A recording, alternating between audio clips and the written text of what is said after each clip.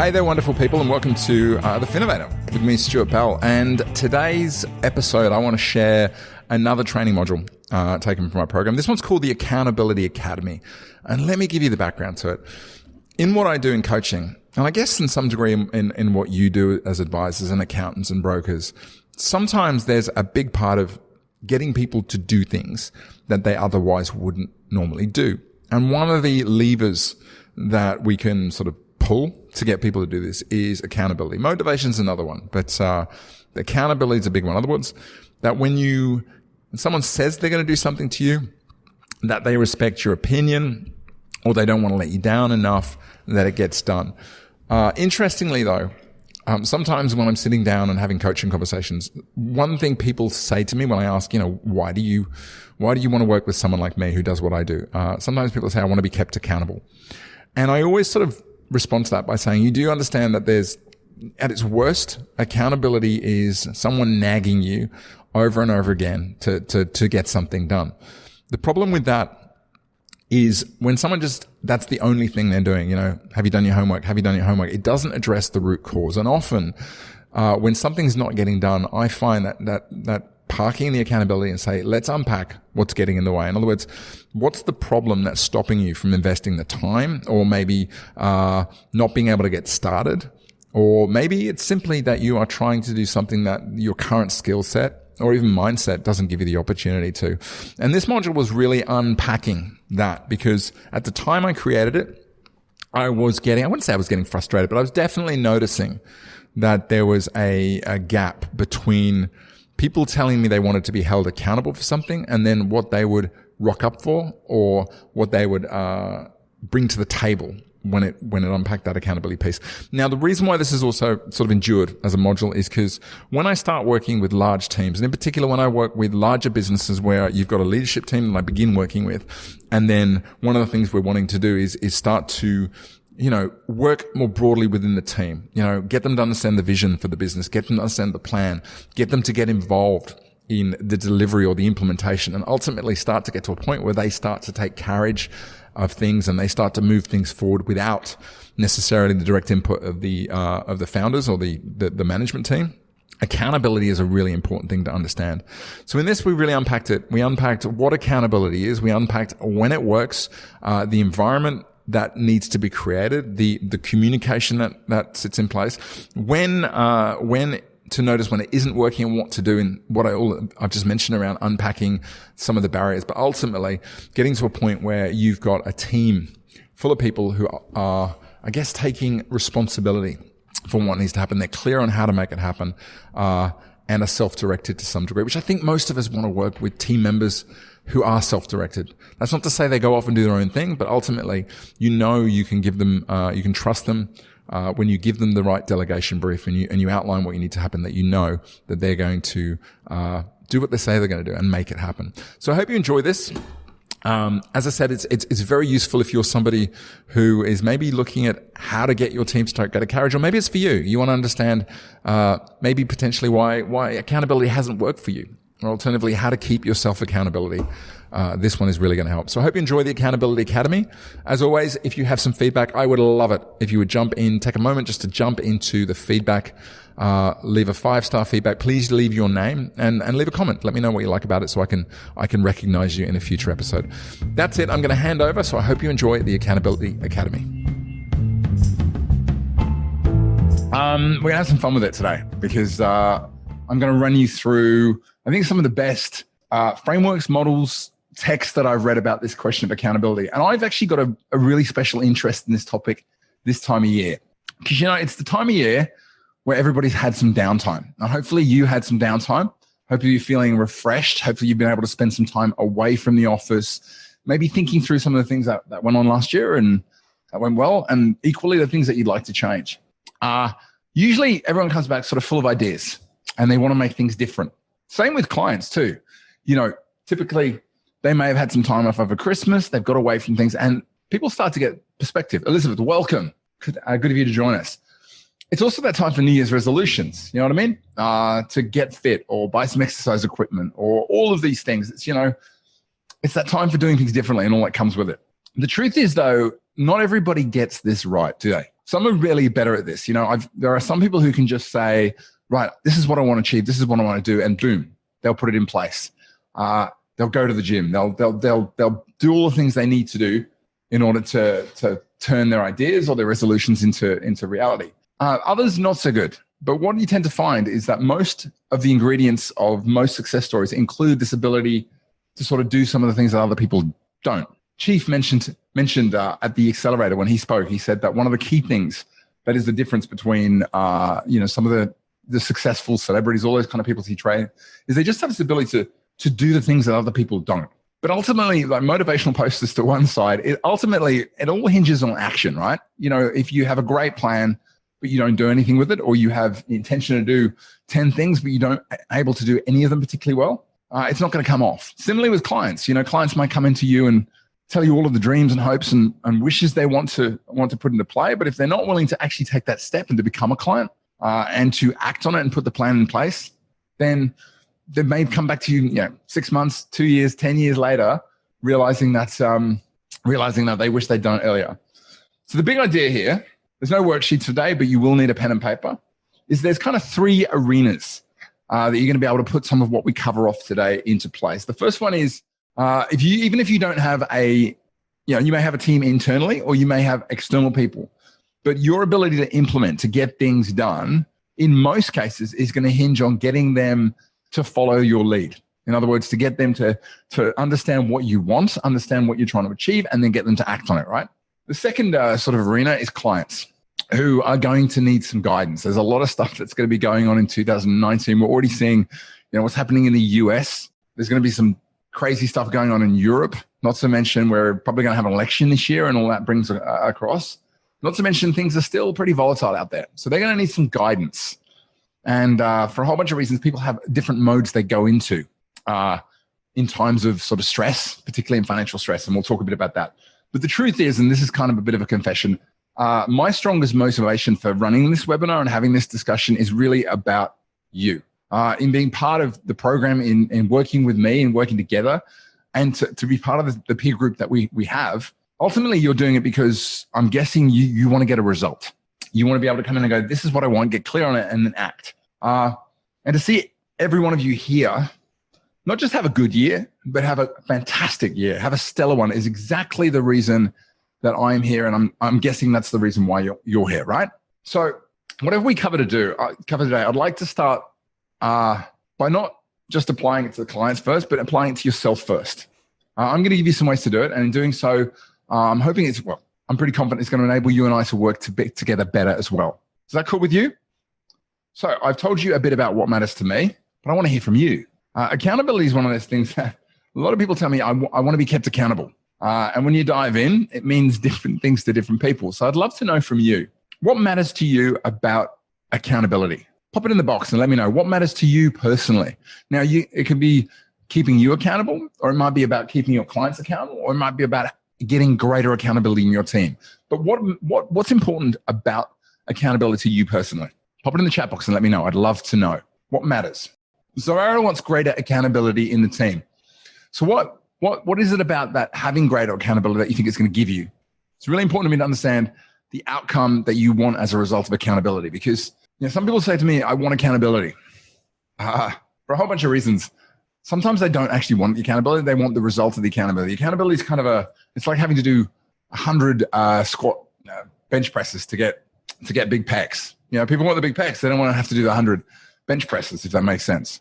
So what is it? Love to hear from each of you. Cindy, Leon, perfect. Patricia, getting stuff done as quickly as possible in the correct order of priority, without causing undue stress. Love it. And if you join me for the domino plan at the end of last year, you'll know that order is hugely important for a whole bunch of sequential reasons. Leon, focus. What's the priority? What are we trying to achieve? Love that. That's awesome. Thank you, Leon. Tracy, would love to know from you. Troy, ditto.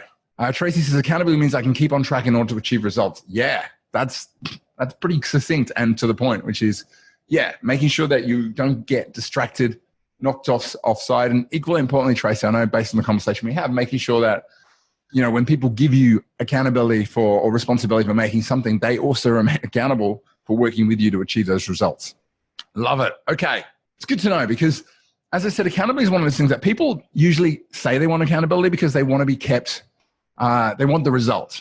But the truth is, I've been in situations where, many of you, to be frank, I've said, I want you to keep in contact with me. I want you to text me. I want you to email. I want you to make sure it happens. And what happens is eventually it becomes like that motivational poster on the wall. You kind of just end up ignoring it a bit. So I guess what I'm going to talk about today is the way that accountability has to work for you to get results for your clients. And it might challenge a couple of perspectives that you have around what it actually is. The challenges are, there are three things that often stop people from doing what they say they're going to do. And, sometimes people beat themselves up about this. I didn't do it, and it causes sort of a negative feedback loop. But the truth is that the first one is time. This one, by the way, can really stir up emotions. I don't know if and please let me know in the chat box if you have. You've ever had a conversation with a client where they tell you, I don't have time for something, and then you push back and they go, no, and it becomes emotional. Because we've all been in that situation where we feel rushed, right? It's not nice. Very, very few people actually work at their optimum level when they feel like, they're on a deadline, or they've got time coming at them where it's overly stressed, if that makes sense. Because what happens is it puts you in a fight or flight mode. It fools your body full of adrenaline. And often it sort of narrows the focus. It makes it really hard to recognize the difference between the stuff that's important versus the stuff that's urgent. I mean, if you've had clients tell you, I don't have time, and you in your heart, that actually time is the issue here. If you don't do something about this sooner rather than later, this is going to become a bigger problem. You'll know how frustrating it is, but that doesn't mean it's not an excuse, but it is very much something that stops people from making progress on what they want. The second one is, incremental progress. For a bunch of reasons I'm going to share with you. Often people sabotage themselves into thinking that rapid progress, that making a sudden change and just making really quick fire progress on something isn't possible. And they settle in for the long haul. And the problem is this can actually be really detrimental. I read in particular, there's one story that I remember very vividly from a book written by Gay Hendricks called The Big Leap, which I'm going to talk about. Nina, welcome. I'm going to talk a bit about. He talks about the fact that he spoke to a client, a coaching client, and they talked a bit about, what were the blocks? And Gay Hendricks is very much he comes at it from a mindset point of view, which I think is really important this time of year. But he talked a lot about, you've got some blocks that are holding you back from realizing that you can make faster progress, and you're sabotaging yourself. And the client turned around and said, okay, look, I get it. I'll work on it, but I'll come back to you 6 months from now. Now, 3 months later, he died of a heart attack. And he died of a heart attack because he was having this slow slog. And deep down, he believed that it wasn't possible to make the kind of progress. So I guess the point is, the things that stop people from achieving and having that accountability piece is the belief that their business needs to grow at a slow and steady rate. When in actual fact, we know that about compounding, it can happen a lot quicker. Another excuse that comes along, or another issue that stops people from doing what they say they will, is not being able to put things into action, not being able to implement. Now, sometimes this is because of a genuinely missing skill set. But other times, it's kind of tied to that first one, which is time. Not being able to invest the time to sit down in thinking about how to make it happen, or having the focus. Actually, let me just ask you a quick question. And please type in the answer to this, everybody. When was the last time you sat in your business, in your chair or in your office, or even went for a walk and just literally did nothing for an hour? Just thinking about business, staring at the window, considering. When was the last time you did that? If the answer is never, that's cool. Pop it in the box. If it's something you have done recently, I want to know. Never, says Cindy. Fair enough. Anyone else? Recently. Good on you, Nina. Patricia, how about you? A great time of the year for it. Yeah, it is a great time of the year for it. Patricia, how about you? When was the last time you just sat for an hour and let your brain sort of percolate everything? Leon's, how about you? Not sure. Before Twitter was invented, said Leon. Not an hour, says Troyden. Try to have downtime frequently, but not for an hour. Yeah. 2 months ago, says Liz. I love it. Tracy, downtime, perfect. I thought about it last night while doing stuff. It's interesting because we do live in an era where we're almost like always stimulated, right? There's always something to do. There's always Facebook. There's always LinkedIn. And I recently listened to Joe Rogan interviewing Elon Musk. And Elon Musk said one of the things he did was he removed Facebook and LinkedIn and Twitter and Instagram from his phone. And so I thought, you know what? I'm going to do it. And I did the same thing. I deleted Facebook and deleted LinkedIn. And it is genuinely amazing when you have that time to sit down and just think and stare out the window. And I think a lot of the implementation issues that stop people have when they can't implement is either because they just haven't sat down and thought about how to make it happen because they're rushed for the time, or alternatively, they haven't sat down and built the skill sets to put it in place. The big danger, I think, is of not mastering this accountability piece for your clients, for your team, for you, is that you reach the end of the year not having done what you wanted to achieve. And I'm sure we've all been in a situation where we can blame it on this, that, or the other, but ultimately the result matters. And if you don't get the result because you haven't put it into place, or doesn't matter what the obstacles were, at the end of the day, the result is the same. I think what I'd love for you, your clients, your team, is to make time. This is a real geek out one. Doctor Strange, you've seen the movie, you know what this is all about. So to make time for things, not just squeeze them into the breaks, but by actually realizing that time isn't actually something that happens to you. You're not a victim to it. But actually, if you look up with Einstein, the insight that he had around relativity, around that time works, it's actually something that you control. There's a famous Einstein quote, asked to explain relativity to a young student. And he said, well, you know how you have your hand on a hot stove for a minute and it feels like an hour? And then you're sitting down and talking to, well, he said a pretty girl, but someone you really like or attracted to, and for an hour and it feels like a minute. He said, that's relativity. And it's funny when you sit down and you make a decision that you're not going to work on a deadline. You're not going to try and do 10 things in a day. You're just going to sit down and, do one thing, and it'll take as long as it takes. And you just take away that feeling of being rushed, how your attitude towards time changes. Sometimes it's the pressure to get things done that stifles the ability to actually make progress. The second thing I'd love for you over the course of the year is to set yourself up to make huge gains. Not just to make small incremental graces, but genuinely have a year where it proves to you that whatever ceilings that you think might be in place, whatever industry environment that we're in, whatever personal habits that you think are really hard and you keep coming back to, you can just break them like that and break through. For you to be the catalyst for the change that you really, really want to see, and being able to master those skills and take action, ultimately make this a really transformational year for everybody all around. Does that sound good? So take a moment. I want you to have a bit of a think. I'd love you to pop it in the chat box and let me know. Now, this is a deliberately open-ended question, but I want to know, 2019, how do you want it to play out? Not based on what you think is probable or could be possible, but you know what? If you knew you could have anything you wanted right now, just by stating, okay, this is what's going to happen, how would you want 2019 to play out? How many months off would you like this year? How much money would you like to make this year? How many clients would you like to put on? What skills? Nina says successfully. Can I get away with that? Depends what success is. You can get away with that, but I'd love to know a little bit more. Like, is success for you an interpersonal thing? Is it a financial thing? Is it a fulfillment thing? Is it a growth, status, role, opportunity? What do you want 2019 to look like for you?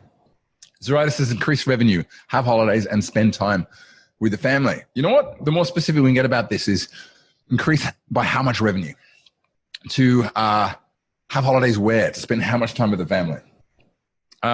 There's a whole bunch of texts like The Secret and all the rest of it, which is about putting sort of things out to the universe. And, I'm not a believer that just by sitting down there and going, oh, I want this, it's going to happen. But I do believe that there is definitely power in sort of creative visualization and being clear about what you want. And I think it embeds itself in your subconscious. Ben Elliott will talk a lot about this. And at the end of this webinar, I'm going to give you a link to one of his tools that I think you should grab and use. He talks a lot about being clear about what you want, and it sort of infuses itself into action. Tracy says to make the business into what Jeff wants it to be. To have time off in the middle of the year that we plan to and healthy, and be healthy and have happiness. I love that. Cool. Time off, grow the business, stay healthy and be happy. We'll talk a little bit about some people's inbuilt beliefs about where that's possible. Leon, working with ideal clients, improve client experience, holiday overseas with the family. Man, I love that. Some would say, Leon, and I'm not going to suggest this, but it's something that I did. I went on, when I came back from a Tony Robbins convention, he says there's two things you should do. You should take a small action and make massive action. And mine was to book a holiday with my family. So as soon as I came out of there, I booked a trip to Vietnam. And it's funny how if you want to take a holiday overseas with the family and you book it, it kind of puts you in one of the situations where you've got to to take action in order to be able to afford it and make it happen. You're going to hit that target of once new two clients a week, a ski trip, a trip to Poland to see the family. That'll be fun. A trekking trip to get me outdoors. Love that. A tech stack. Nice. A day for business, not clients fortnightly. That is brilliant. Patricia, new brand. Love that. Efficient new client onboarding process. Nailed. On track to grow, to employ more support staff. Great work and life balance. This is perfect. Getting a sense that everybody here, most of you, had a good Christmas or a good downtime and a good break. So you're fresh and ready to go. Cool. So what I'd love to do is I'm going to draw from a few texts here because accountability is one of those things that's been written by some people who've done some great research, who've been doing this for a long, long time. The three that I'd like to mention, if you come out of this and you'd like to read a couple of texts, the first one that I'd heartily recommend is Extreme Ownership by Jocko Willink. Extreme Ownership. I've mentioned it many times. Jocko is like a 6'3", ex-Navy SEAL, and he talks a lot about owning things. He talks a lot about his attitude towards leadership and getting stuff done. Great book. Audiobook's fantastic because he reads it and he sounds exactly like a 6'3" Marine should sound. Another book I'm going to draw from is by a gentleman called Greg Buston. He wrote a book called Accountability. Now, this is, I guess, more of a corporate book. It's very much written for large managers, managers of large companies who are leading large teams. But I don't think that necessarily means it doesn't have some nuggets of gold for small business. I think some of he's got 7 pillars he draws upon. I think 3 of them are probably more about large businesses, but things around acting fast, urgency, around clarity of what you're trying to do and the outcome, I think are really important. And by the way, there are plenty of summaries of these books. You can get them on like Blinkist or alternatively Get Abstract. It's a subscription service. Or sometimes you can even just type in the book name, summary, and people will read them and put them online. The details of the first book, the writer, is Extreme Ownership by Jocko, Jocko Willink, Willink, I believe. I'll shoot these through. But I think the key thing that I took from Buston when I read this was that accountability starts with purpose. In other words, before you can hold yourself accountable, others accountable, you have to hold yourself accountable. And to do that, you need to understand some of what we just spoken about. You need to know what matters most to you. Because if you're motivated to achieve something, if you have that end vision of 2 clients a month, when that means you get to go to Poland and you get to go on the trekking trip, if your goal is the brand, and you know that brand plus the efficient new client onboarding process is going to enable you to have a better wealth and life balance, which might mean a holiday. It might mean taking 1 day off a week. Similarly, Leon, if you know that getting those clients and following the process, improving the client is going to enable you to take that overseas holiday, or if there's a longer vision there, you are going to be more motivated to stay accountable for it. It's very hard to be accountable if you don't know what the outcome is. Anyone's ever done an 8-week challenge or anything like that? If you start off that fitness challenge and you don't have a motivation to sort of beat your friends or not to be publicly embarrassed because you've made a commitment, or you have to take a photo and put it in front of a bunch of people afterwards, that end game for you, feeling better, feeling healthier, whatever it might be, is going to drive you a lot more. Does that make sense? The second book that I'm going to draw upon here today, which I think is really relevant, is one I read over Christmas, loved it. It's probably a little bit more on the mindset and to spiritualism than I usually read, but I still really enjoyed it. Gay Hendricks, The Big Leap. He's written many, many books, but he talks about that this idea I touched upon, where actually slow incremental progress can often be because of a mindset issues. And I'm a big believer that systems, processes, way of doing things is a really key part of growing a business. But there does come a point, particularly when you've got everything in place, you've got a marketing system, you've got a client engagement process, you've got all the bits, and maybe you look at it and go, it's not operating quite as quickly or effectively as it could be. Works in relationships as well. You might have everything there, but you're still not happy. It's time to look at your mindset. Ben Elliott talks a lot about this as well. He said there are 3 things that stop people personally from making a leap. In other words, enjoying that kind of incremental success that sometimes you see people make. A good friend of mine, Dean, 10 years he spent trying to start online businesses and then ended up from selling Spreets to Yahoo for $40 million. And from the moment he started Spreets, the moment they sold it, was 7 months. really good sort of example of how quickly things can change. And if they're not changing for you, often it can be to look at the mindset. But he says, one of the barriers is deep down when you sort of get into the subconscious, many of us don't believe that you can be happy all the time or that you can be fulfilled in everything you do. Or you might feel like, you might actually have convinced yourself that growing a business is a long-term thing. So in other words, what happens is we cap our levels of joy. I had this conversation with Rachel this morning. We were talking about, she's just midway through reading the same book. And how many times have I heard her, she won't mind me sharing this, but, someone compliments her and she says, oh, it was nothing. Or, yeah, but I could have done better here. Alternative, you're a great mum. Yeah, but I just don't feel that way. That's an example of her capping her joy. And sometimes we do this. Two of the common feelings are fear and self-sabotage, In other words, sometimes deep down, we're really worried that if we did put, get on the speaking circuit, or we did publish that book, or we did suddenly have a business where there were 5 advisors underneath us and hundreds and maybe thousands of clients, how would we deal with that? And self-sabotage being that point where you kind of get some success and then something comes along, whether it's sickness or conflict that sort of gets in the way. And when it comes to work, you can be in only one of 4 zones. And I'm going to share with you what those zones are. Sound good? Okay, so 3 books are really good about this. Should we dive in and have a look at some key principles? Let's do it. The first one is about your end game. Now, we kind of touched on this when I asked you what you wanted to get to 2019 to be for you. And I guess part of this is making sure that if you're really, really clear about it and you're going to revisit it on a regular basis, but I want to ask you 3 questions which came out of the book, The Great Leap. And I think they're really important. I want you to actually answer these, not just sort of take them in, but I want you to actively let them go around your mind and answer them for me, because it's a big part of kind of priming you and your mindset, if you like, to make it a great year. And the first question is this one.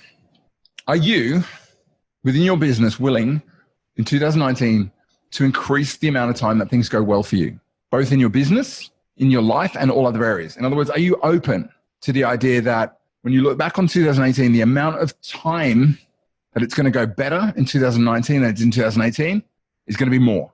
Are you open to it? If you are, absolutely, says Cindy. Love it. Type it in the box. Are you open to that? To having things go well for you more and more? Yes. Wouldn't have it any other way, says Nina. Definitely. Love it. Okay. So we're open to that.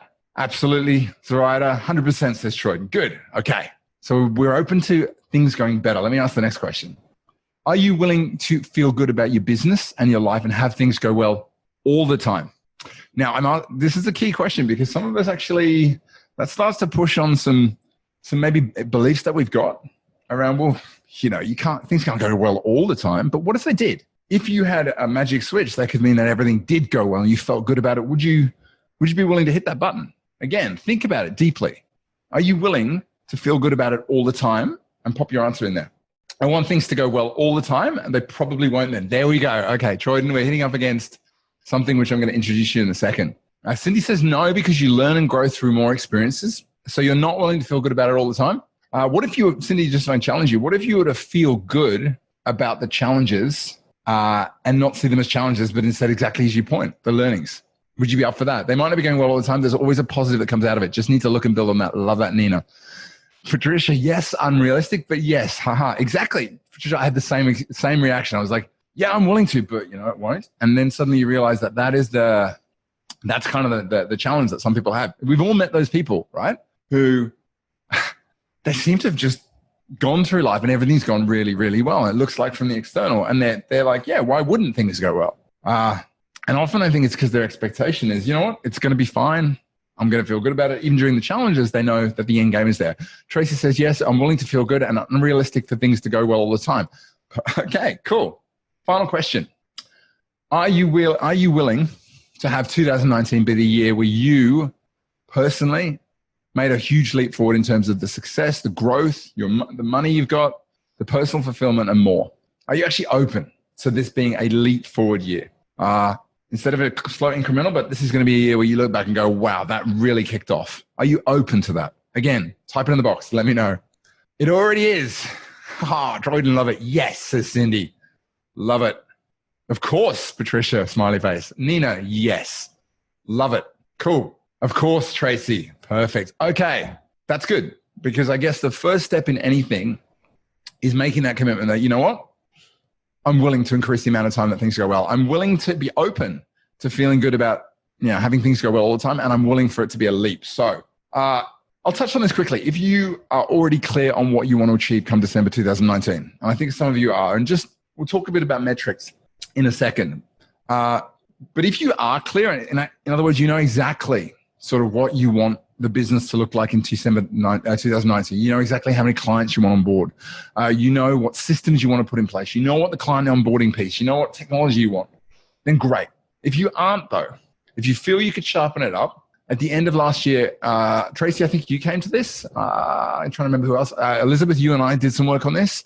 I ran a webinar called The Domino Plan, which was based on the book, The One Thing by Gary Keller, where we actually unpacked the idea of sequential success. Nina, you came along to it. Perfect.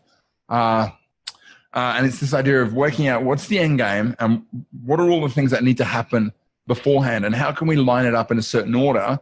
So like dominoes, so that we're working on the project that will get things started most easily and ultimately make it easier to reach the end goal. So if you didn't come to that, if you didn't do the work at the tail end of last year and you think it's a good way to start the year, you can go and grab the Domino Plan. It'll be on the members site, or alternatively, I am happy to, at the next drop-in, which I think is coming up next week, I'm happy to sit down and spend some time working through this with you. But ultimately, I want each of you to sort of enter that piece or start the year really, really clear on what the end of the game is. And to that end, I also want you to recognize that strangely, human beings have a strange propensity for sabotage. Self-sabotage. Sometimes we can, as I mentioned earlier, we can be in a situation where everything seems to be going well, or we seem to be clear on what we want and we make progress. If for some reason, stuff comes along. Whether it's you get sick, or alternatively, you just get off track or your energy drops.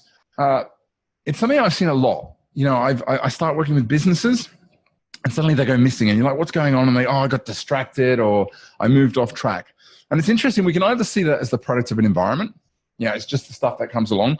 But often, and it's really interesting to read this book, The Big Leap by Gay Hendricks, because he talked about it from a psychological viewpoint. And the way he explained it is like this. And I think it's got a lot of validity. He talked about the fact that our ego is there to protect us, right? It is ultimately the thing that sits down there and goes, that looks a bit dangerous. Maybe you shouldn't do that. Or, you know what? That's a big commitment, or there's a potential for you being embarrassed or losing everything, and therefore it tries to protect you. But the problem that for most of us is we've got a thermostat, and there's been some studies done on this around people's natural propensity to set their happiness at a certain level. If you look at some of the studies of lottery winners, there are a number of lottery winners who win a lot of money. They get really happy, and then they just drop back and they go, you know what, I thought that money would make me happy, but it didn't. It did for a little bit, but then I just went back to normality. The big idea that is put forward in The Big Leap is the idea that we all have this sort of thermostat setting of happiness or fulfillment. And underneath it are potentially some mindsets, 4 mindsets he talks about, which is, that fundamentally, for whatever reason, you don't want to outshine.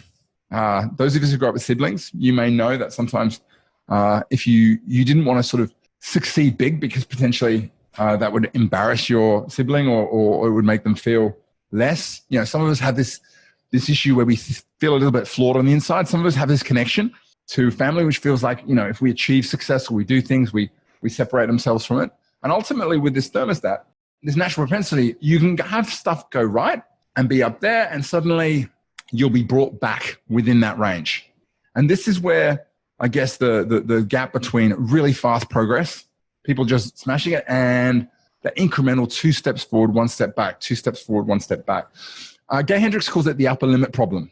That propensity to say, oh, you know what, I don't think that's going to work, or we couldn't possibly get that done, or to, put off difficult, I'm not going to do that, I'm going to focus on this, or I'm not going to commit to that target because I might not achieve it. So I'm just going to sort of keep it a bit softer. And he talks about spotting these upper limit problems when you set a big lofty goal and then potentially something comes along where you notice, hold on a moment, why am I changing direction? Why am I not doing that?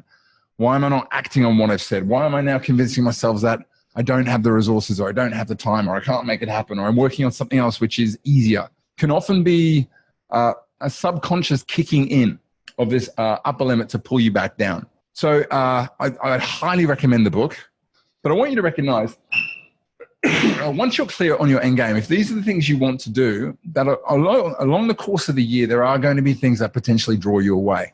And some of these are going to be your subconscious propensity for kind of self-sabotage. And recognize these is really, really key. So do me a favor. Can you make this commitment to me that if at any point you feel yourself doubting your ability to get there, or you feel yourself drifting off with your projects, or something happens, there's conflict or anything along those ways, you entertain the possibility that this may be some part of your psyche jumping in order to pull you away from that bigger success. Is that cool? Can we make that commitment to each other? And in doing so, when you spot that and you go, you know what, I think I might have an upper level problem, you reach out and we can understand whether or not where things have gone on track. Is that cool? Can we do that? Pop in the chat box and let me know if you're comfortable with that. Okay, Sister Ryder, love it. Thank you. Perfect. Yep, love it. Elizabeth Shaw, says Nina, perfect. Okay, love it. Troyden, perfect. Thank you, man. Good stuff. Yes, says Cindy, love it. Okay, let's talk about principle number 2. Principle number 2. Do you remember in the intro, we talked a bit about the fact that within the big leap, there are 4 zones you can play in, right? The 4 zones, and we talked about this before. If we've done the activity audit, you'll know that this is based on a bit of the work that Dan Kennedy's done. But essentially, the idea is that, there's the outer zone, which is the zone of what he calls incompetence. This is the stuff that doesn't matter how well you do it or how often you do it, you're just not good at it. You don't like it. You're not particularly skilled at it. And frankly, there's a bunch of people that can do it a lot better than you. Mine, for example, is copy editing. I can read a piece of text and I will miss mistake after mistake. I'm just not made for it. The second sort of inner circle is your zone of competence. This is stuff that you can do. You're not great at it, but you do an okay job. And a lot of the time, we can get drawn into this because we feel like we don't have the resources or we can't pay for it. Sometimes we do it because it's comfortable, right?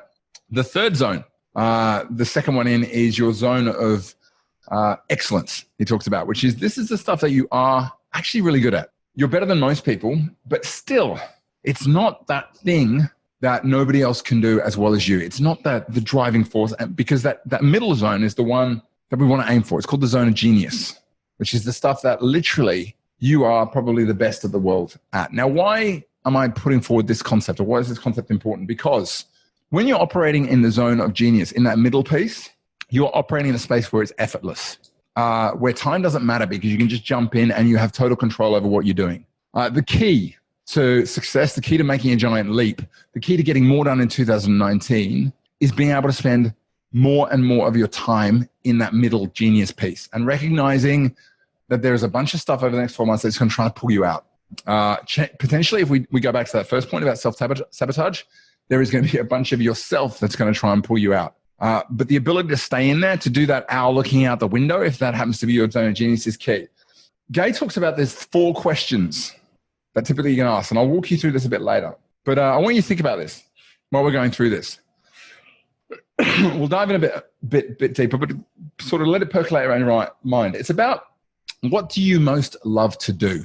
What's the stuff that if you sat down and said, I could do this all day long and I wouldn't feel like I was getting bored?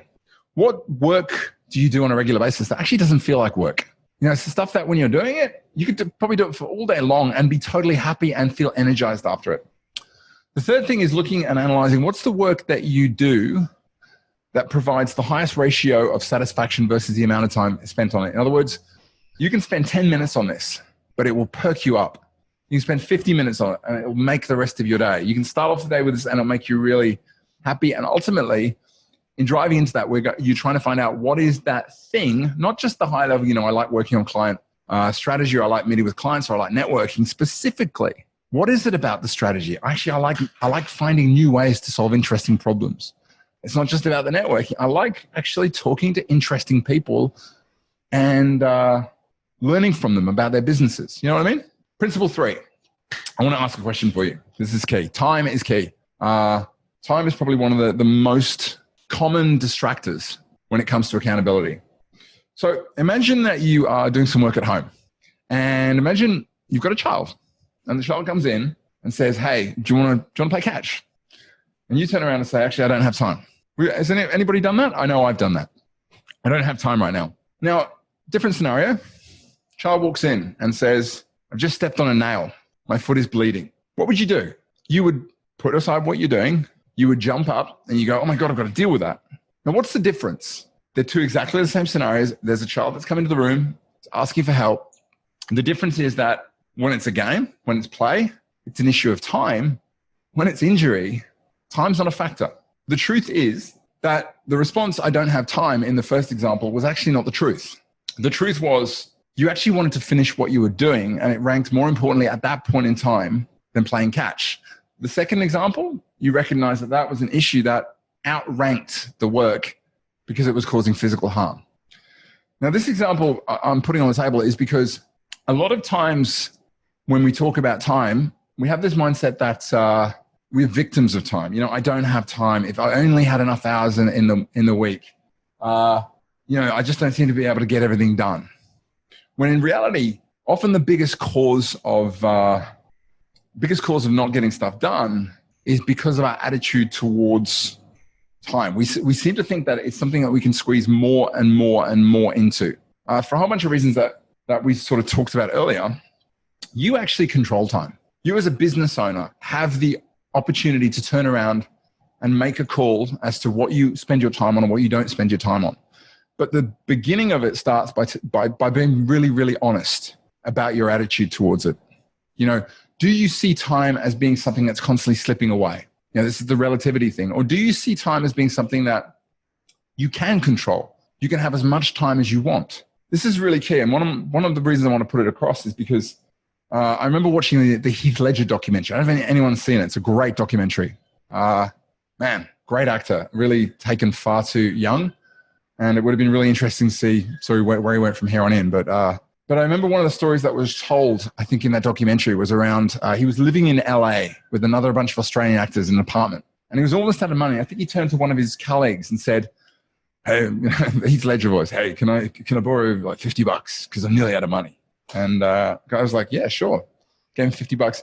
Literally 30 minutes later, he was in a bar with this friend and he went up to the bar and bought everyone a round of drinks.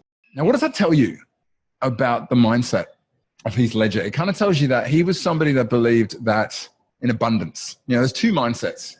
One is the idea that there is not enough time for anything. There's not enough money in the world. There's not enough time to get things done.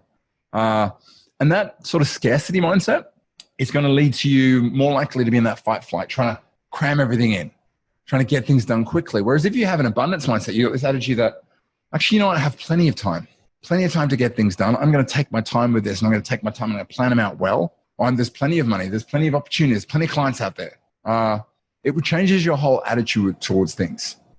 And what I want to suggest is, if we're going to move forward and make this a great year, I want you to move into the attitude that you are in control of your time. I want you to put aside, whenever you hear saying, oh, I just don't have time, there's not enough hours, I want you to put it aside and say, actually, you know what? I will make time. I will invest the time. I will not rush myself. I'll do things at my pace. I'll recognize that, things are going to take as long as they take to get done. And in doing so, you're going to find that you're going to put less stress on yourself. And when you are less stressed and not using the time excuse, you're going to find you produce better work. Does that make sense? I want to make one other point in this, though, which is really key. If anyone is familiar with RACI as a project management methodology, I'm going to draw from the first two, where it talks about there is a difference between being accountable for something and responsible.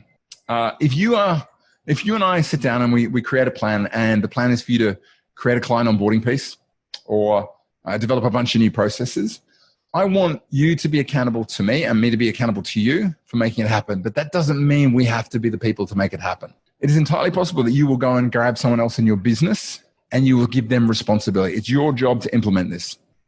It's your job, or you'll go externally. It's your job to make this happen. Now, if you give responsibility for someone, it means they are the ones that have to do it, but you're still the one that is accountable for the outcome. Does that make sense? So if we can understand that I'm not, and it's, you know what? It is unlikely that you are going to be the only person who's going to make this happen, but you have to be the person that's accountable. And the reason I put these two managers up front is I don't know if anyone follows football. The gentleman on the right is Jose Mourinho, former manager of Manchester United. The manager on the left is Mario Pochettino, Argentinian, who is currently in charge of Tottenham. Their difference in styles is quite amazing. Mourinho was constantly criticized at Man United for whenever he was asked about why the team losing, he said it's not, it's the team's fault. And as a result, he was fired. He wasn't very popular with the players because he tried to pass off the accountability to them. They are responsible for it, but as the manager of the team, he is accountable for the results. Whereas Pochettino is exactly the opposite. He has a situation where young players will make a mistake, and he will say, he will put them straight back in the team. So understand that if you're going to be accountable, you are the one that is going to answer the result, but you can entirely give responsibility to other people to make it happen. And I encourage you to do so. Is that cool? Okay, let's run through it. The fourth principle is we need to get some tracking going on. Ultimately, this is really key with your clients. There's a couple of modules on the member site, one called the Lifestyle Benchmark, which talks about the importance of having a metric in place. It doesn't have to be a perfect metric. It doesn't have to be tracked perfectly, but for having that way of measuring or checking your success from time to time is key. It's one of the reasons we have a peer group.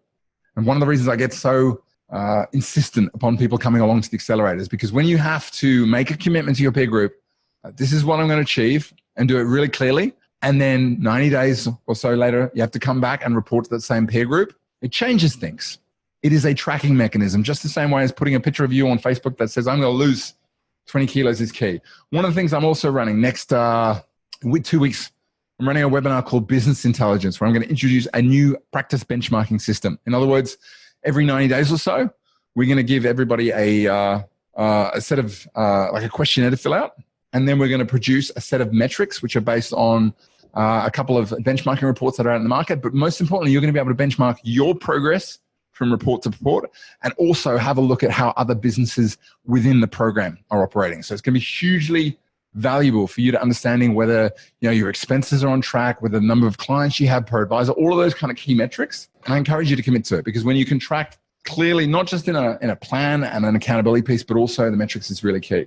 The final bit I want to touch on before we get stuck into is about meeting halfway. Now, if anybody's done the review renovation module, you'll know that I am really vocal about the fact that any advisor who sees themselves as a service provider, good idea, metrics, Elizabeth, absolutely. Any advisor who sees themselves just as a service provider, I think you're doing yourself a disservice. Because ultimately, part of what you can deliver to clients is based on what you do, but the other half is about what they do, the decisions they make, what they let you know about, how they stick to the long-term game and the plan you put in place, and don't get distracted by all the other stuff that's going on or get scared and all the rest of it. Ultimately, you can't, to quote Chief, Chief said to me once, I put on the sessions, I can teach you the exercise, I can give you the training plan, I can give you the diet, but I can't do your push-ups for you. Accountability is about meeting halfway. It's about your clients meeting you halfway. It's about not having to constantly tell your team, where are you, where's that at? What's the outcome there? But actually agree that they're going to come to you with the information ready, with the reporting. In other words, you define every month, I'd like you to come to me and let me know what's going on. If any of these things happen in the business, I need you to let me know. Same with clients. If you haven't checked out the Let Us Know list, now's a good time to do it. Send it out to your clients in January. Send it out again in March, then again in June.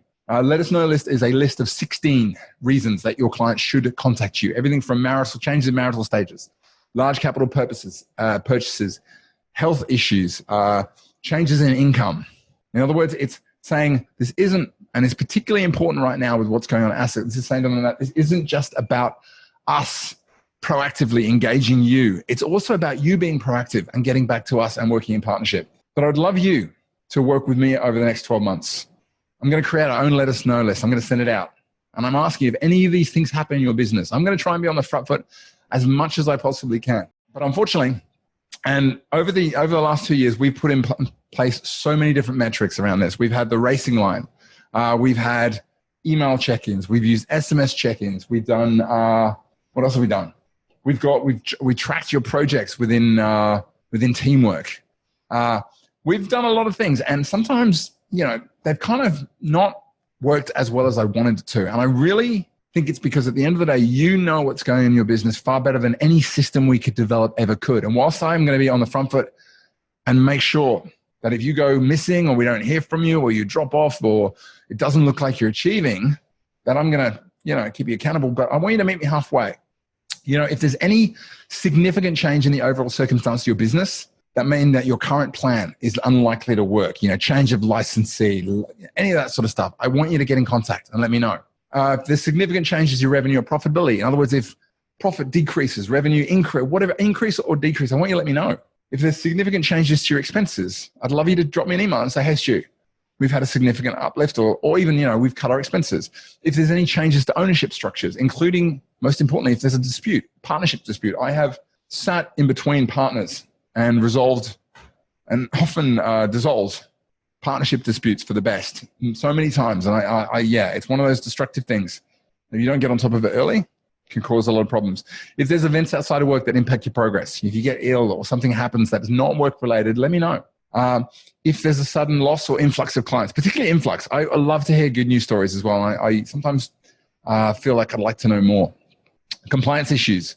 If you have any plans in the works for significant capital purchases, if you get new employees come on board, significant changes to your marketing strategy or your target market, if you feel overwhelmed, unclear on how to progress or generally fall off the pace, or if you need a good kick up the ass or a bit of love to get moving again, or any other loss of enthusiasm for building the business you want, I want you to reach out and let me know. Is that cool? And I will send that to everybody every couple of months to just remind you. Does that work? We're going to run a little bit over, but let's work through a little bit of the how. It won't take long. I'll hopefully have this done by about 5 past. So grab a pen and paper. First thing we're going to do is define your zone. Remember that we spoke about that at the beginning, about one of the keys to making rapid progress is about you being able to know where you should maximize your sort of activity over the next 12 months. So I want you to start by asking this question of yourself. When are you at your best? What are you doing when you are, really at your best? I'll give you some examples. Some people might say, I'm at my best when I'm seeing new clients. I'm at my best when I'm out there doing networking, making new connections, getting to know people. James Williamson, very good at this. I'm at my best when I'm developing and applying new, elegant, strategic solutions to complex client circumstances, creating a fun workplace with great people, sitting down with people who need help and making them see, the way out of their issues. Or I'm at my best when I'm engaging with people and having them come around to the idea of getting a plan. Take a moment to write down, when are you at your best? And if you'd like to share it, that'd be awesome too. When are you at your best? And if you've got it and you don't want to share it, just type in done. And that'll be my tick for moving on. But when are you at your best? I came to the conclusion when I ran through this exercise, I'm at my best when I'm sat down, crashing together ideas, alternating between having a look at reading, bringing together information, and then working out how to apply that in new and exciting ways. So crashing together ideas to make ideas, baby, is when I'm at my best. How about you? When are you at your best? Tracy says she's at her best when she's looking at the big picture, being creative, and finding ways to improve. Given your background, Tracy, that doesn't surprise me at all. You've had a lot of experience in doing that. Perfect. Thank you for that. Who else? Yeah. Okay. That's really key. And doing this when I feel relaxed. So right, is creating solutions for clients when they ask for one. Love it. Cool. So let's dive deeper. So that's the high level. I want you to go more exact. You're at your best when you're doing this thing, but what's the exact thing you're doing when you're at your best? Let me give you a couple examples. Your headline might be, I'm at my best when I'm seeing new clients, but the exact thing that you might be doing when you're at your best is spending time in meetings, whiteboarding, how to make it happen and getting clients to buy in. You might be your best when making new networking connections, but the exact thing you're doing when you're at best is chewing the fat with other compatible businesses owners and strategizing how you could work together. You might be at your best when you're developing and applying new elegant strategies, but the exact thing is crunching the numbers. You're getting down to the detail and running multiple comparisons. Love that. New solution for clients in complex circumstances, Elizabeth. You might be your best when you're creating a fun workplace, but the specific thing you're doing is training, mentoring, and working with team members who are also invested. In other words, not working with people who don't invest in and put it into the business. Your thing might be your best when you're sitting down with people who need help and making them see the way out. But the specific thing you're doing is listening and asking the right questions so they can see a way forward. Similarly, you might be at your best when engaging with new people, but the specific thing is educating those who want to be educated. Matt asks, what if I don't know the exact thing? Can you share with me what your thing that you're at your best? That would make it a lot easier, because normally, well, there's two options. You can either spend a bit of time thinking about it. So think about the last few times that you actually sat down and did that thing and try and work out what was the actual activity. make a list of them. Or alternatively, next time you're doing it, ask the question, what is it that I'm actually doing as part of this? But if you can share, when I'm being creative, problem solving. Okay, so what's the exact thing that you do when you're problem solving? Is it, are you writing things on the whiteboard? Are you crunching together the numbers? Are you outside having a wander? Are you in the shower? Are you sort of staring up at the sky? Are you looking at data sets? Tracy thinks looking at how to do this, i.e. the steps. Great. So your thing about looking at the big picture is actually about you're at your best when you're breaking down things into individual steps. Beautiful. Does that make sense, Matt? I'll draw from my own one. I'm at my best when the exact thing I'm doing is sat in here, usually on the couch, sort of alternating between sitting at the desk, grabbing some ideas, and then sitting down and just thinking them through. Yeah, perfect. Cool. And it's that, the insight I had is the thing that is going to enable to be in the zone. And I reckon this can be true for a few people here, is time and space. If I do not have time and space to not be under any pressure to produce, but just sit down and think things through, then I can't play in the zone. And by that insight, I had the realization that one of the most important things to book in my diary is time to sit down and write, and time to sit down and just read, and time to just think. Does that make sense?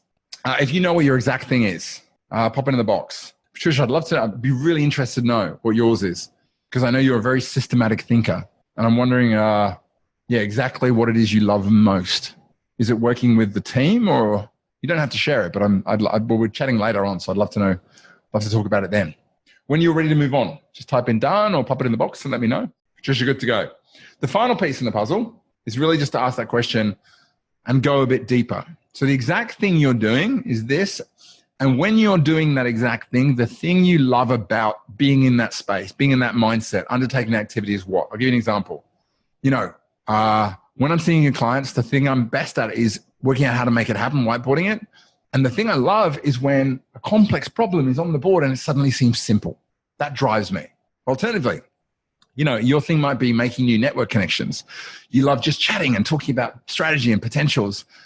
And actually the thing I love is I'm connecting people. I love that feeling of putting that person and that person together and creating connection. If your thing was, I'm at my best when developing and applying elegant strategies, which is, the specific thing is crunching the numbers and multiple possibilities. The thing you love is seeing the option that others don't see. You love being the person that finds the thing that others don't. Creating a fun workplace might be your thing, specifically training or mentoring. And the thing about it you love most is watching you get the best out of people, not having to spend hours doing it. The thing you might love about sitting down with people who need help and listening and asking the right questions is you make people feel comfortable with money. Or if it's about engaging with people and having them come around to the idea and educating those who want to be educated, the thing you love most is teaching by telling stories. Is that making sense? So Tracy says the thing she loves most is feeling like you're making a difference. So the whole driver of having that time and that space to look at the big picture and break it down into steps is because if you can then put that to work and you can see the results, which is why tracking is going to be really important, but you would already know that, giving you a background, Tracy, and knowing that it's going to make a result. So part of, I guess, one of the key things to start off your year is just to really get clear on the expectations and the results, which is going to enable you and Jeff to have that common idea of how to track it. And then once you've worked out what you want, Tracy, you and I have just got to make sure we apply the resources in the right order. Does that make sense? Cool. So true. Yeah, numbers people usually. Numbers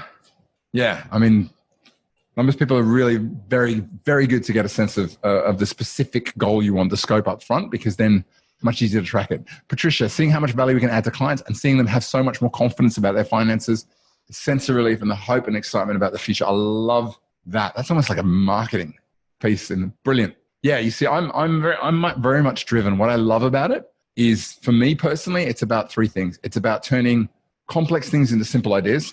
It's about breaking it down like you, Tracy, so people can act on it. And it's about creating new ways of looking at existing problems, both by drawing from pre-established stuff that's been used a while ago, but also new thinking that we're seeing in Silicon Valley. That's my thing. That's right. I love it when clients get excited and tell me how brilliant. I love that. So here's the thing. You now know where you need to spend your most time. If you can spend your time doing that exact thing, more of it, that's going to give you that result. That's excited clients, that sense of relief, seeing the difference in the business, and that ultimately is what's going to drive the leap. The only thing we need to address now is the time thing. We're nearly there, guys and girls. There are 4 questions that are really important to ask about this time thing. Because as I mentioned, time is one of the things that will stop most people from being accountable more than anything else. And once you step out of this webinar, you'll be right into the business day and they'll come at you. I want you to define now, what are the things that you know are important to make happen in 2019? So I've got some ideas right now. Learning how to market my business to my target market is a big one. For a whole bunch of reasons I'll explain in a minute. But obviously, some people embrace on marketing without actually knowing what the end game is.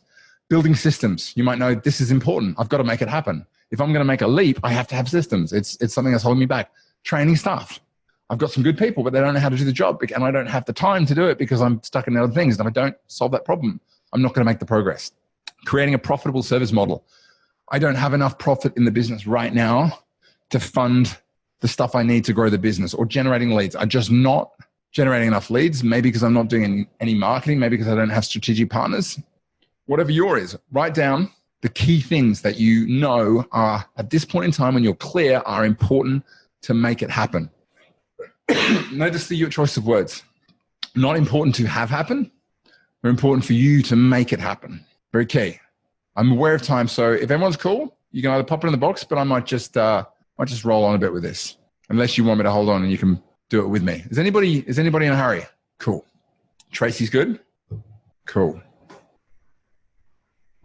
So I might pop on and so now I want you to ask the question, if those are the things that are important to make happen, my guess is there were probably, if you have had this sense for a while, there may be things that you knew you needed to get done last year. So what are some common reasons that explain why you haven't done it so far? And I want you to be really sort of open about this. If your thing that you need to make happen is learning how to market your business to target market, common reasons, well, I don't really understand how marketing works. If it's, I need to build systems, the common reason, I just haven't had the time. If you know you need to train your staff, the common reason to explain it is I haven't been able to find the right people with the right skill set. If the thing is to create a profitable service model, your reason it hasn't happened so far might be I need to get through the work first. If you know you need to generate leads, the common reason you might put forward is that I don't have the right referral partners. Is this making sense? So once you're clear on what's important to make it happen, I want you just to ask yourself, why hasn't it happened already? Particularly if it's something that you've been wanting to do for a while or you know you've had to do. And let's be honest, there's usually 1 or 2 or 3 goals that roll over from last year and that we still need to get done. Once you know the reasons, I want you to ask the question, be really honest, which of those actually aren't true? So for example, the whole thing about I don't understand how to market my business target market actually might be it's true. I actually don't know what my clients want because I haven't necessarily done the work to find it out. Building systems might not happen because I don't have the time, but the truth is I don't have time for building systems. It's actually just a very low priority right now. Everything outranks it. No problem, Patricia.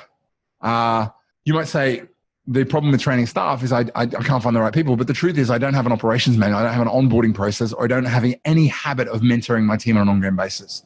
You might say my goal is to create a profitable service model, but I just need to get through the work first. The truth is you're not charging enough for what you do, and you're working long hours to deliver at a profit price point that's not enough. And your final thing might be, I know I need to generate leads, but I don't have the right referral partners. Well, the truth is I don't have any real referral partners, and I don't really cultivate the relationships. Does that make sense? So finally, what is the truth, and how are you going to change the outcome is the final piece. If you are looking to learn how to market your business, I'm just going to quote from Zig Ziglar. The truth is you can have everything in life you want if you just help people get what they want. That marketing usually, or an inability to market, is usually about not understanding well enough what it is your target market want.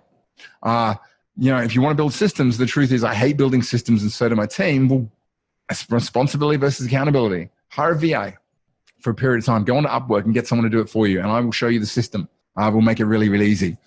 If the things you need to happen is training staff, well, the truth might be until you have a training system, a few videos explaining key things, I'll never have time to train a staff, so I need to create time first.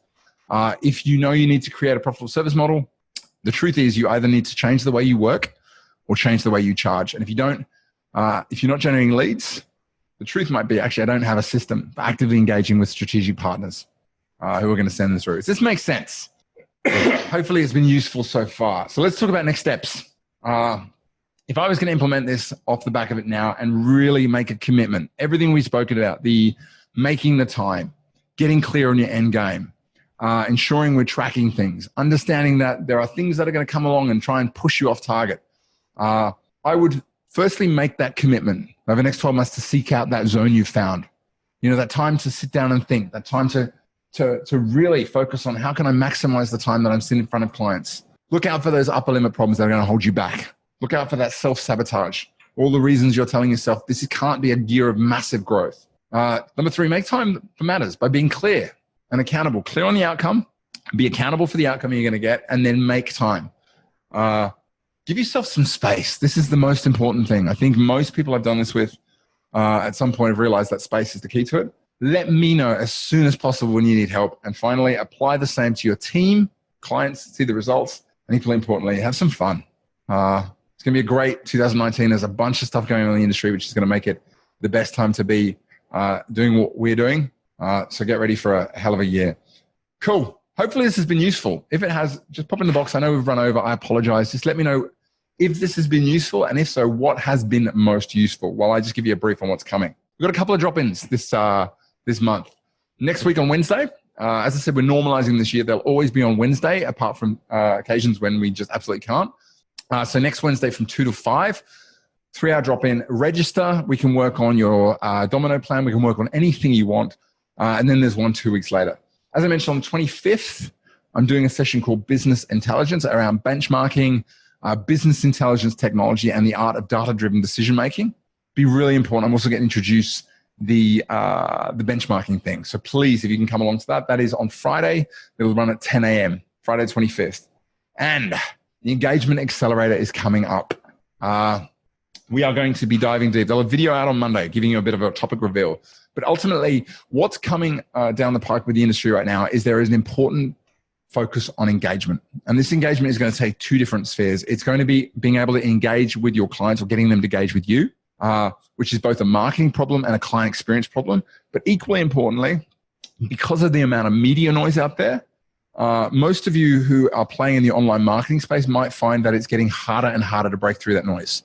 And as a result, over the next 12 months, businesses that do best when it comes to generating leads are going to have to rely or have to get really, really good at managing their relationships and networks, both with clients who refer and also with strategic partnerships. So at the Accelerator, we're going to mix it up a bit. We're going to do some work on this client engagement piece. We're also going to do some work on the partnership engagement piece. I've been doing a project which I'm going to introduce you to. Been doing it about the last 90 days, as well as we're going to have a great speaker, which I'll tell you more about week after next, as well as the usual mastermind, sharing, accountability, and a few breakouts to really nail the marketing in 2018 and not just do it sort of individually, but group you together as businesses with one of 3 focuses and have you come away and then present back to the group on how to market and hopefully get you to leverage off each other. So let's accelerate it. If you haven't registered for it as a full leverage program member, please RSVP now, because we are finalizing numbers. We're finalizing restaurant bookings. It would really do me a favor if you'd go over there and do it. So perfect, Tracy. Very pleasure. Thank you. I'm sorry we've run over. I'm glad it was useful. It's helped you focus. Best ideas are either accountable versus responsible. Absolutely. Great leaders are always accountable, but they hand off responsibility. With that in mind, I know we've gone over. I thank you so much for sticking around. I hope this has been useful. Join me either next week or the week after. Let's make this a really, not just a great start to the year, but let's give ourselves a platform to make 2019 a year. We didn't just achieve incremental growth, but you absolutely launched it. I know a number of you have had great and very successful 2018s, but I'm starting this year with the attitude that I want everybody on the program to not just have a story of growth or a fulfillment or actualization or whatever it is, but have a story of really a leap forward. So if you're up for it and you can join me on that, I'd be keen to make it happen. Anyway, if you've got any questions, pop them in the box now and we'll stick around. Thank you again for putting up with my my gruffly voice. Anyway, you too, Zoraida. It's going to be a big one. Other than that, have a great Friday. Just a reminder, if at any point you need some help, let me know. Drop me an email, or for those of you on Leverage Program, check out the new member site. There's a new button there. You can grab it. Cool. All right, everybody else, I will catch you later on. Give me a shout if you need anything. Otherwise, have a great Friday. So there you have it, the Accountability Academy. I hope you enjoyed that. I hope it gives you some insight into what accountability is, how to make it work for you, how it works in a team environment equally. share a little bit about when it isn't the panacea and isn't something that's gonna drive the outcome, which ultimately, is when it's not recognized that accountability is always a two-way street, not a one-way street. So final thing I wanted to mention, if you have enjoyed some of what I've shared here and you'd like to go a little bit deeper, you'd like to get access to more, you'd like to dive deeper into some of the curriculum, I invite you to join our Practice Success community and our portal. You can jump over to ourdere.com.au, just look for the free portal menu item. Jump in there, it'll tell you a bit about what it's all about. And if you like the sound of that, you'd like to be part of the community, you'd like to get sort of your fingers in, get your teeth, it's probably better, into a little bit more of what I do, then just pop in your application. We will approve it as soon as we possibly can, and you can jump in and start to experience more of what I do, and what our program's about, and interact with some of the live events we run in there as well. That's it from me. I hope you've enjoyed this episode of The Finnovator, and stay tuned for next week when we bring you another episode. Speak soon.